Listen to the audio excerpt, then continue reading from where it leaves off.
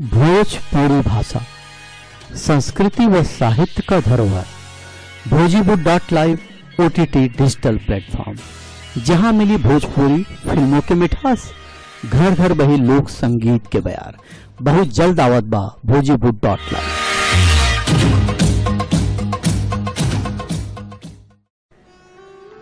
नमस्कार दोस्तों, आपका दोस्त, आपका हमसफर, आपका मित्र आपके बीच लेके आया है मुंशी प्रेमचंद जी की कहानियों की अद्भुत श्रृंखला। इस श्रृंखला में आज आप हमसे सुनेंगे शतरंज के खिलाड़ी। इसकी प्रस्तुति की है लीड इंडिया टीवी न्यूज ने और सह प्रस्तुत करता है भोजीवुड.live। आपको मुंशी प्रेमचंद जी की कहानियों के सागर से हम एक कहानी ढूंढ के लाए हैं, शतरंज के खिलाड़ी। शतरंज के खिलाड़ी पर वैसे तो हिंदी फिल्म भी बनी है, बड़ी खूबसूरत फिल्म बनी थी और उसकी बड़ी तारीफ भी की गई थी। तो हम आपके बीच प्रस्तुत कर रहे हैं शतरंज के खिलाड़ी। वाजिद अली शाह का समय था। लखनऊ विलासिता के रंग में डूबा हुआ था। छोटे बड़े, गरीब अमीर सभी विलासिता में डूबे हुए थे। कोई नृत्य और गान की मजलिस सजाता था तो कोई अफीम के पीनक ही में मजे लेता था।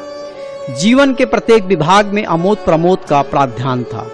शासन विभाग में, साहित्य क्षेत्र में, सामाजिक अवस्था में, कला कौशल में, उद्योग धंधों में, आहार व्यवहार में सर्वत्र विलासिता व्याप्त हो रही थी।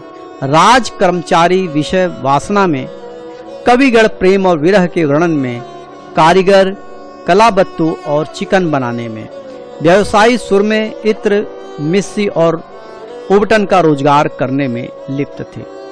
सभी की आंखों में विलासिता का मद छाया हुआ था। संसार में क्या हो रहा है इसको किसी की खबर न थी। बटेर लड़ रहे हैं, तीतरों की लड़ाई के लिए पाली बधी जा रही है। कहीं चौसर बिछी हुई है, पौ 12 का शोर मचा हुआ है, कहीं शतरंज का चोर संग्राम छिड़ा हुआ है। राजा से लेकर रंग तक इसी धुन में मस्त थे। यहाँ तक कि फकीरों को पैसे मिलते तो वे रोटियां लेकर अफीम खाते या मादक पीते। शतरंज, ताज, गंजीफा खेलने की बुद्धि तीव्र होती है, विचार शक्ति का विकास होता है, पेचीदा मसलों को सुलझाने की आदत पड़ती है। ये दलीलें जोरों के साथ पेश की जाती थी। इस संप्रदाय के लोगों से दुनिया अभी भी खाली नहीं है। इसीलिए अगर मिर्जा साजद अली और मीर रोशन अली अपना अधिकांश समय बुद्धि तीव्र करने में व्यतीत करते थे तो किसी विचारशील पुरुष को क्या आपत्ति हो सकती थी। दोनों के पास भौरूसी जागीरें थीं, जीविका का कोई चिंता न थी। घर में बैठे चौखोतिया करते थे, आखिर और करते ही क्या। प्रातः काल दोनों मित्र नाश्ता करके विषाद बिछाकर बैठ जाते, मोहरे सज जाते और लड़ाई के दाव पेच होने लगते। फिर खबर न होती थी कि कब दोपहर हुई, कब तीसरा पहर और कब शाम। घर के भीतर से बार बार बुलावा आता कि खाना तैयार है। यहाँ से जवाब मिलता, चलो आते हैं, दस्तरखान बिछाओ। यहाँ तक कि बावर्ची विवश होकर कमरे में ही खाना रख जाता था और दोनों मित्र दोनों काम साथ साथ करते थे। मिर्जा सज्जाद अली के घर में कोई बड़ा बूढ़ा न था, इसीलिए उन्हीं के दीवान खाने में बाजियां होती थी। मगर ये बात न थी कि मिर्जा के घर के और लोग इस व्यवहार से खुश हों। घर वालों का तो क्या कहना, मोहल्ले वाले घर के नौकर चाकर तथा नित्य द्वेषपूर्ण टिप्पणियां किया करते थे। बड़ा मनहूस खेल है, घर को तबाह कर देता है। खुदा न करे किसी को इसकी लत पड़ जाए। आदमी दिन दुनिया किसी काम का नहीं रहता, न तो घर का न तो घाट का। बुरा रोग है। तक कि मिर्जा की बेगम साहिबा को इससे इतना द्वेष था कि अवसर खोज खोज कर पति को लताड़ती रहती थी, पर उन्हें इसका अवसर मुश्किल से ही मिलता था। वो सोती ही रहती थी जब तक बाजी बिछ जाती थी और रात को जब सो जाती थी तब कहीं मिर्जा जी घर में आते थे। हाँ, नौकरों पर वह अपना गुस्सा उतारती रहती थी। क्या पान मांगे हैं? कह दो आकर ले जाए। अरे खाने की फुर्सत नहीं है, ले जाकर खाना सिर पर पटक दो, खाए चाहे कुत्ते को खिलाए। पर रूबरू वह कभी कुछ न कह सकती थी। उनको अपने पति से उतना मलाल न था जितना मीर साहब से। उन्होंने उनका नाम और बिगाड़ू रख छोड़ा था। शायद मिर्जा जी अपने सफाई के लिए सारा इल्जाम मीर साहब ही के सिर पर थोप देते थे। एक दिन बेगम साहिबा के सिर में दर्द होने लगा। उन्होंने लौंडियों से कहा, जाकर मिर्जा साहब को बुला ला, किसी हकीम के यहाँ से दवा लेके आ, दौड़ जल्दी कर। लौड़ी गई तो मिर्जा जी ने कहा, चल अभी आती हैं। बेगम साहिबा का मिजाज गर्म था। इतना ताप कहाँ कि उनके सिर में दर्द हो और पति शतरंज खेलता रहे। चेहरा सुर्ख हो गया। लौंडी से कहा, जाकर कह अभी चलिए, नहीं तो वह आप ही हकीम के यहाँ चली जाएंगी। मिर्जा जी बड़ी दिलचस्पी से बाजी खेल रहे थे। 2 ही किस्तों की मीर साहब की मात हुई थी। झुझलाकर बोले, अरे क्या ऐसा दम लबों पर है कि जरा सब्र नहीं होता। अरे तो जाकर सुन ही आइए ना, औरतें नाजुक मिजाज होती हैं। जी हाँ, चला क्यों ना जाऊं, 2 किस्तों में आपका मात होती है। जनाब इस भरोसे में रहिएगा, वह चाल सोची है कि आपके मोहरे धरे रहें और मात हो जाए, पर जाइए सुन आइए, क्यों खामखा उनका दिल दुखाइएगा। बात पर मात ही करके जाऊंगा। अरे मैं खेलूंगा ही नहीं, आप जाकर सुन आइए। अरे यार जाना पड़ेगा हकीम के यहाँ, सिर दर्द खाक नहीं है, मुझे परेशान करने का बहाना है। उनकी खातिर तो करनी ही पड़ेगी। एक चाल और चल। हरगिज नहीं, जब तक आप सुन आएंगे मैं मोहरों को हाथ भी न लगाऊंगा। कराते हुए तुम्हें निगोड़ी शतरंज इतनी प्यारी है, चाहे कोई मर ही जाए, पर उठने का नाम नहीं लेते। अरे नौज कोई तुम जैसे आदमी हो। क्या कहूं मीर साहब, मानते ही न थे। बड़ी मुश्किल से पीछा छुड़ा कर आया हूं। क्या जैसे वे खुद निखट्टू हैं वैसे ही सबको समझते हैं। इनके भी तो बाल बच्चे हैं, या इसका सफाया कर डाला। अरे बड़ा लती आदमी है, जब आ जाता है तो मजबूर होकर मुझे भी खेलना पड़ता है। अरे दुत्कार क्यों नहीं देते, बराबर के आदमी हैं, उम्र में दर्जे में मुझसे 2 अंगुल ऊंचे हैं, मुलाइजा करना ही पड़ता है। तो मैं ही दुत्कार देती हूँ, नाराज हो जाएंगे, हो जाए, कौन किसी की रोटियां चला देता है। अरे रानी रूठेगी, अपनी सुहाग लेगी, हरिया जा बाहर के शतरंज उठा ला और मीर साहब से कहना कि मियाँ अब न खेलेंगे, आप तशरीफ ले जाइए। हाँ हाँ, कहीं ऐसा गजब भी ना करना, जलील करना चाहती हो क्या। ठहर हरिया, कहाँ जाता है, जाने क्यों नहीं देते हो, मेरा ही खून पिए, जो उसे रोक ले। अच्छा उसे रोको, मुझे रोको तो मैं जानूं। यह कहकर बेगम साहिबा झल्लाई और दीवान खाने की तरफ चली। मिर्जा बेचारे का रंग उड़ गया। बीबी की मिन्नतें करने लगे, खुदा के लिए तुम्हें हजरत हुसैन की कसम है, मेरी ही मैयत देखे जो उधर जाए। लेकिन बेगम ने एक ना मानी और दीवान खाने के द्वार तक गईं, पर एकाएक पर पुरुष के सामने जाते ही पांव बध से गए। भीतर झांका, संयोग से कमरा खाली था। मीर साहब ने तो एक मोहरे इधर उधर कर दिए थे और अपनी सफाई जताने के लिए बाहर टहल रहे थे। फिर क्या था, बेगम ने अंदर पहुंचकर बाजी उलट दी और मुहरे कुछ तख्त के नीचे फेंक दिए और कुछ बाहर और किवाड़ के अंदर से बंद करके कुंडा लगा दी। मीर साहब दरवाजे पर तो थे ही, मुझे बाहर फेंके जाते देखे। चूड़ियों की झनक भी कान में पड़ी। फिर दरवाजा बंद हुआ तो समझ गए बेगम साहिबा बिगड़ गई हैं। चुपके से घर की राह ली। मिर्जा ने कहा, तुमने गजब किया, अब मीर साहब इधर आए तो खड़े खड़े निकलवा दूंगी। इतनी लौ खुदा से लगाते तो वली ही हो जाते। आप तो शतरंज के खेलों में, यहाँ चूल्हे चौके की फिक्र में सिर खपाऊं। जाते हो हकीम साहब के यहाँ, अब भी तामुल है। मिर्जा घर से निकले तो हकीम के घर जाने के बदले मीर साहब के घर पहुंचे और सारा वृतांत कहा। मीर साहब बोले, अरे मैंने तो जब मुहरे बाहर आते देखा तभी ताड़ गया, फौरन भागा। बड़ी गुस्सैर मालूम होती है, मगर आपने उन्हें यूं सिर पर चढ़ा रखा है, ये मुनासिब नहीं। उन्हें इससे क्या मतलब कि आप बाहर क्या करते हैं, घर का इंतजाम करना उनका काम है, दूसरी बातों से उन्हें क्या सरोकार। अरे खैर ये तो बताइए अब कहाँ जमावा होगा। अरे इसका क्या गम है, इतना बड़ा घर बड़ा हुआ है, बस यहीं जमेंगे। लेकिन बेगम साहिबा को कैसे मनाऊंगा, जब घर पर बैठा रहता था तब तो वह इतनी बिगड़ती थी, यहाँ आकर बैठे होगी तो शायद जिंदा न छोड़ेंगे। अजी बकने भी दीजिए, 2-4 रोज में आप ही ठीक हो जाएंगे। हाँ, आप इतना कीजिए कि आज से जरा तन जाइए। मीर साहब की बेगम किसी अज्ञात कारण से मीर साहब का घर से दूर रहना ही उपयुक्त समझती थी, इसीलिए वह उनके शतरंज प्रेम की कभी आलोचना न करती थी, बल्कि कभी कभी मीर साहब को देर हो जाती तो याद दिला देती थी। इन कारणों से मीर साहब को भ्रम हो गया था कि मेरी स्त्री अत्यंत विनयशील और गंभीर है। लेकिन जब दीवान खाने में बिसात बिछने लगी और मीर साहब दिन रात घर में रहने लगे तो बेगम साहिबा को बड़ा कष्ट होने लगा। उनकी स्वाधीनता में बाधा पड़ गई और दिन भर दरवाजे पर झांकने की तरस जाती। इधर नौकरों में भी कानाफूसी होने लगी। अब तक तो दिन भर पड़े पड़े मक्खियां मारा करते थे, घर में कोई आए कोई जाए इससे कुछ मतलब न था। अब आठों पहर की धौस हो गई, कभी पान लाने का हुक्म होता तो कभी मिठाई का, और हुक्का तो किसी प्रेमी के हृदय की भांति नित्य जलता ही रहता था। वे बेगम साहिबा से जा जाकर कहते, हजूर मियाँ को शतरंज तो हमारी जी का जंजाल हो गया है, दिन भर दौड़ते दौड़ते पैरों में छाले पड़ गए हैं, ये भी कोई खेल है? सुबह को बैठे तो शाम कर दी, घड़ी आधा घड़ी दिल बहलाव के लिए खेल खेलना बहुत है। खैर हमें तो कोई शिकायत नहीं, हुजूर के गुलाम है, जो हुक्म होगा बजा ही लाएंगे, मगर ये खेल बड़ा मनहूस है, इसका खेलने वाला कभी पनपता ही नहीं। घर पर कोई न कोई आफत जरूर आती है, यहाँ तक कि एक के पीछे मोहल्ले के मोहल्ले तबाह होते देखे हैं। सारे मोहल्ले में यहाँ चर्चा होती रहती है, हुजूर का नमक खाते हैं, अपने आका की बुराई सुन सुनकर रंज होता है, मगर क्या करें। इस पर बेगम साहिबा कहती हैं, मैं तो खुद इसको पसंद नहीं करती, पर वह किसी को सुनते ही नहीं, क्या किया जाए।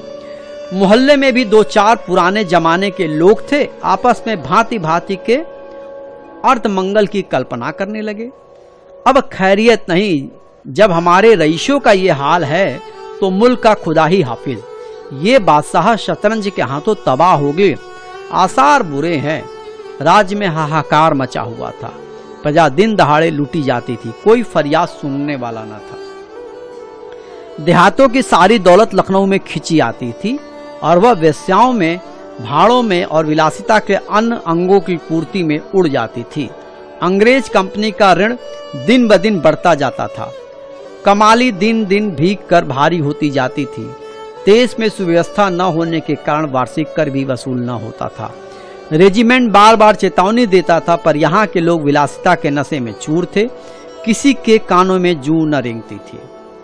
खैर मीर साहब के दीवान खाने में शतरंज होते कई महीने गुजर गए। नए नए नक्शे हल किए जाते, नए नए किले बनाए जाते, नित्य नई व्यूह रचना होती। कभी कभी खेलते खेलते झौड़ हो जाती, तू मैं तक में नौबत आ जाती, पर शीघ्र ही दोनों मित्रों में मेल हो जाता। कभी कभी ऐसा भी होता कि बाजी उठा दी जाती, मिर्जा जी रूठ कर अपने घर चले जाते, मीर साहब अपने घर में जा बैठते, पर रात भर की निद्रा के साथ सारा मनोमलिन शांत हो जाता। प्रातः काल दोनों मित्र दीवान खाने में आ पहुंचते। एक दिन दोनों मित्र बैठे हुए शतरंज की दलदल में गोते खा रहे थे कि इतने में घोड़े पर सवार एक बादशाही फौज का अफसर मीर साहब का नाम पूछता हुआ आ पहुंचा। मीर साहब के होश उड़ गए, ये क्या बला सिर पर आई, यह तलबी किस लिए हुई, आप खैरियत नहीं नजर आती। घर के दरवाजे बंद कर लिए, नौकरों से बोले, कह दो घर पे नहीं है। घर में नहीं है तो कहाँ है, ये मैं नहीं जानता कि क्या काम है। काम तुम्हें क्या बताऊंगा, हुजूर में तलबी है, शायद फौज के लिए कुछ सिपाही मांगे गए हैं। जागीरदार हैं कि दिल लगी, मोर्चे पर जाना पड़ेगा तो आटे दाल का भाव मालूम हो जाएगा। अच्छा तो जाइए कह दीजिएगा। अरे कहने की बात नहीं है, मैं कल खुद आऊंगा और साथ ले जाने का हुक्म हुआ है। सवार चला गया। मीर साहब की आत्मा कांप उठी। मिर्जा जी बोले, कहिए जनाब, अब क्या होगा। मिर्जा, बड़ी मुश्किल है, कहीं मेरी तलबी न हो। कमबख्त कल फिर आने को कह गया है, आफत है और क्या, कहीं मोर्चे पर जाना पड़ा तो बेमौत मरेंगे। यही एक तदबीर है कि घर पर मिलो ही नहीं, कल से गोमती पर कहीं वीराने में नक्श जाएं, वहां किसी खबर भी नहीं होगी, हजरत अकारा पे आप लौट जाएंगे। अल्लाह आपकी खूब सूझी, इसके सिवाय और कोई तदबीर ही नहीं है। इधर मीर साहब की बेगम उस सवार से कह रही थी, तुमने खूब धत्ता बताया। उसने जवाब दिया, ऐसे गवादियों की तो चुटकियों पर नचाता हूँ, उनकी सारी अक्ल और हिम्मत तो शतरंज ने चर ली है, अब भूल कर भी घर न रहेंगे। दूसरे दिन से दोनों मित्र मुंह अंधेरे घर से निकल खड़े होते और बगल में एक छोटी सी दरी दबाए डिब्बे में गिलोरियां भरे गोमती पार की एक पुरानी वीरान मस्जिद में चले जाते, जिसे शायद नवाब आसफाउद्दौला ने बनवाया था। रास्ते में तंबाकू, चीलम और मदरिया लेते और मस्जिद में पहुंचे, दरी बिछा हुक्म भर और शतरंज खेलने बैठ जाते। फिर इन्हें दीन दुनिया की फिक्र न रहती थी। किस शर आदि 2 शब्दों के सिवा उनके मुंह से और कोई वाक्य नहीं निकलता था। कोई योगी भी समाधि में इतना एकाग्र न होता होगा। दोपहर को जब भूख मालूम होती तो दोनों मित्र किसी नन बाई की दुकान पर जाकर खाना खाते और एक चिलम हुक्का पीकर फिर संग्राम क्षेत्र में डट जाते। कभी कभी तो उन्हें भोजन का भी ख्याल न रहता था। इधर देश की राजनीतिक दशा भयंकर होती जा रही थी। कंपनी की फौजें लखनऊ की तरफ बढ़ी चली आती थी। शहर में हलचल मची हुई थी। लोग बाल बच्चों को लेकर देहातों में भाग रहे थे, पर हमारे दोनों खिलाड़ियों को इसकी जरा भी फिक्र न थी। वे घर से आते तो गलियों में होकर, और डर था कि कहीं किसी बादशाही मुलाजिम की निगाह न पड़ जाए तो बेगम को बेकार पकड़ जाए। हजारों रुपए सालाना की जागीर मुफ्त की हजम करना चाहते थे। एक दिन दोनों मित्र मस्जिद के खंडहर में बैठे हुए शतरंज खेल रहे थे। मिर्जा को बाजी कुछ कमजोर थी। मीर साहब ने उन्हें किस्त पर किस्त दे रहे थे। इतने में कंपनी के सैनिक आते हुए दिखाई दिए। वह गोरों की फौज थी, लखनऊ पर अधिकार जमाने के लिए आ रही थी। मीर साहब बोले, अंग्रेजी फौज आ रही है, खुदा खैर करे, आने दीजिए, किस्त बचाइए। ये किस्त देखना चाहिए, यहीं आड़ में खड़े हो जाएं। देख लीजिएगा, जल्दी क्या है, फिर किस्त। तोप खाना भी है। बोले, तोप खाना भी है, कोई 5000 आदमी होंगे। कैसे कैसे जवान हैं, लाल बंदरों के से मुंह, सूरत देखकर खौफ मालूम होता है। जनाब, हीले न कीजिए, ये चकमे किसी और को दीजिएगा, ये किस्त। आप भी अजीब आदमी है, यहाँ तो शहर पर आफत आई हुई है और आपको किस्त की सूझी है। कुछ इसकी भी खबर है कि शहर घिर गया है, तो घर कैसे चलेंगे? अरे जब घर चलने का वक्त आएगा तो देखा जाएगा, ये किस्त अब सह की मात है। फौज निकल गई। 10 बजे का समय था। फिर बाजी बिछ गई। मिर्जा बोले, आज खाने की कैसे ठहरेगी? अजी, आज तो रोजा है, क्या आपको ज्यादा भूख मालूम होती है? अरे जी नहीं, शहर में न जाने क्या हो रहा है। शहर में कुछ ना हो रहा होगा। लोग खाना खाकर जाकर आराम से सो रहे होते हैं। हजूर साहब, हजूर नवाब साहब भी इस गांव में होंगे। दोनों सज्जन फिर जो खेलते बैठते 2-3 बज गए। अब की मिर्जा जी की बाजी वाजिद अली पकड़ लिए गए थे और सेना उन्हें किसी अज्ञात स्थान को लिए जा रही थी।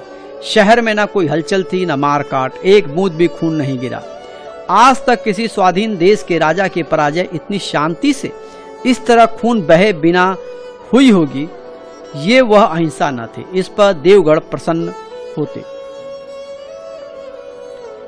ये एक कायरानापन था जिस पर बड़े बड़े कायर भी आंसू बहाते हैं। अवध के विशाल देश का नवाब बंदी चला जाता था और लखनऊ के ऐश की नींद में मस्त था। ये राजनीतिक अधः पतन की चरम सीमा थी। मिर्जा ने कहा, हुजूर नवाब साहब को जालिमों ने कैद कर लिया है। अरे होगा, यह लीजिए शाह। अरे जनाब जरा उठिए, जरा ठहरिए। अरे जनाब जरा ठहरिए, इस वक्त इधर तबीयत नहीं लगती। बेचारे नवाब साहब इस वक्त खून के आंसू रो रहे होंगे। अरे रोए ही चाहे, यह ऐश और कहाँ नसीब होगा ये किस्त। अरे किसी के दिन बराबर नहीं जाते, कितनी दर्दनाक हालत है। हाँ सो तो है, ये लो फिर किस्त। बस अब किसी किस्त में मात है और बंद नहीं सकते। हाँ तो सोते ही तो हो। हाँ सोते ही तो हैं। मिर्जा, किसी के दिन बराबर नहीं जाते, कितनी दर्दनाक हालात है। हाँ सो तो है ही, ये लो फिर किस्त। अब बस की किस्त में मात है, बच नहीं सकते। खुदा की कसम आप बड़े बेदर्द हैं। इतना बड़ा हादसा देखकर भी आपको दुख नहीं होता। हाय गरीब वाजिद अली शाह। अरे पहले अपने बादशाह को तो बचाइए, फिर नवाब साहब को मात कीजिएगा। ये किस्त और मात का खेल है। लाना हाथ। बादशाह के लिए वे सेना के सामने निकल गए। उनके जाते ही मिर्जा ने फिर बाजी बिछा दी। हार की चोट बुरी होती है। मीर ने कहा, आइए नवाब साहब की मात में एक मरसिया कह डाले। लेकिन मिर्जा की राजभक्ति अपने हार के साथ लुप्त हो चुकी थी। वह हार का बदला चुकाने के लिए अधीर हो रहा था। शाम हो गई। खंडहर में चमगादड़ों ने चीखना शुरू किया। अब बबीले आ आकर अपने घोंसलों में चिमटी, पर दोनों खिलाड़ी डटे हुए थे, मानो दो खून के प्यासे सुरमा आपस में लड़ रहे हों। मिर्जा जी 3 बाजियां लगातार हार चुके थे। इस चौथी बाजी का रंग भी अच्छा न था।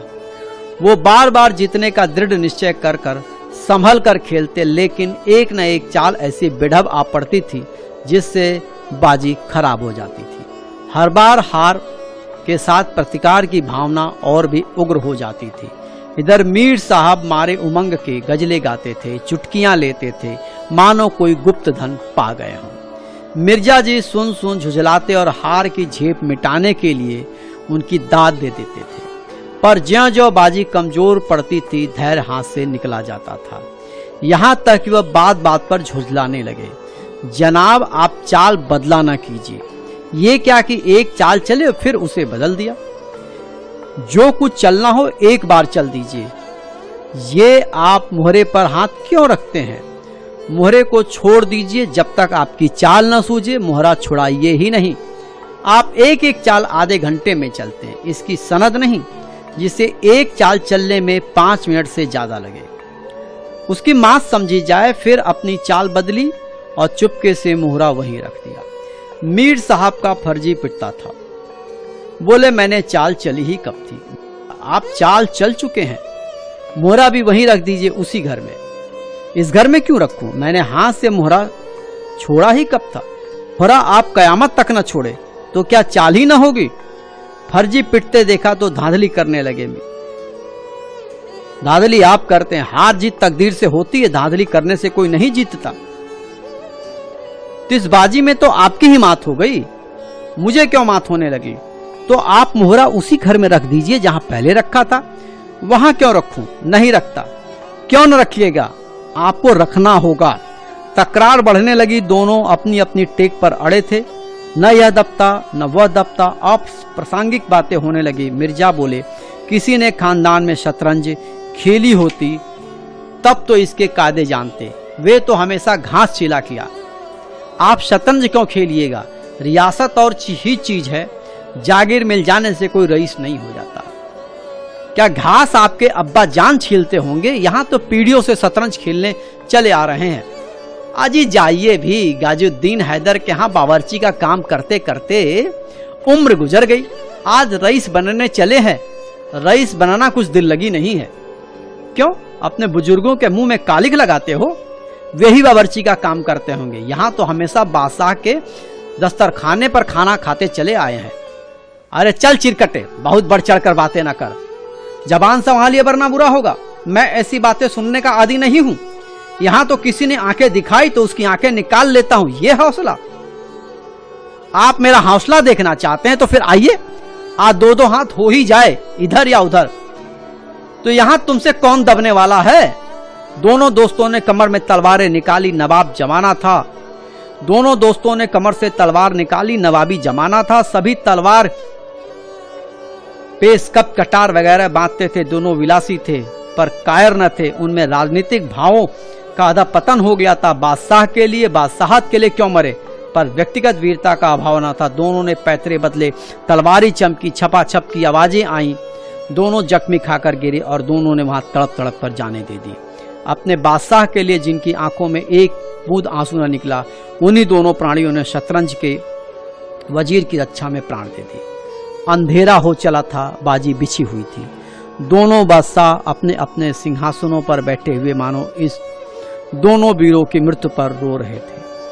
चारों तरफ सन्नाटा छाया हुआ था। खंडहर की टूटी हुई मेहरबाएं, गिरी हुई दीवारें और धूल धूसरित मीनारें इन लाशों को देखती हुई सुर थिनती थी। दोस्तों, शतरंज के खिलाड़ी की कहानी का यहाँ समापन हो गया। मुंशी प्रेमचंद जी ने शतरंज के खिलाड़ी में शतरंज के खेल को एक इस तरीके से प्रस्तुत किया है कि उसके खेलने वाले इस नशे में डूब जाते थे कि वो इस खेल को व्यक्तिगत रूप दे देते थे, और इस व्यक्तिगत रूप में ही वो अपने बादशाह के लिए लड़ तो न सके, लेकिन आपस में शतरंज के खेल के लिए, जीत के लिए आपस में लड़ते हुए वीर गति को प्राप्त हो गए। सन्नाटा छा गया, अंधेरा हो गया, और शतरंज के खिलाड़ी फिर कभी नहीं जगे। दोस्तों, आप शतरंज के खिलाड़ी लेखक मुंशी प्रेमचंद जी की कहानी सुन रहे थे। स्वर साहिल श्रीवास्तव। मैं इसी के साथ आप सबसे विदा लेता हूं, और फिर एक नई कहानी के साथ आप सभी के बीच प्रस्तुत होऊंगा। जय हिंद।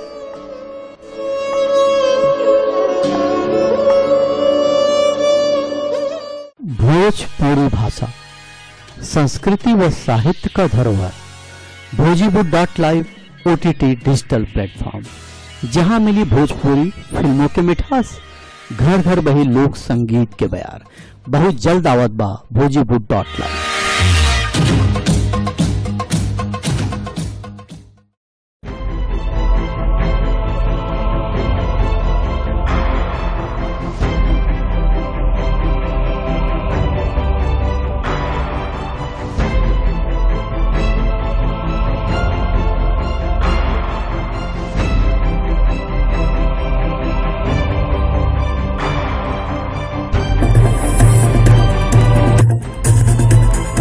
खबर हो जो सही रास्ता दिखाए, वो नहीं जो अनदेखी अनसुनी हो।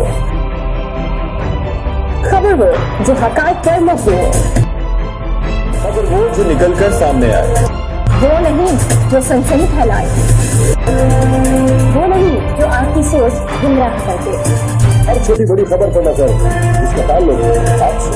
वो नहीं जो महज बड़े बोल हो, खबर हो जो शऊर को उजागर करे।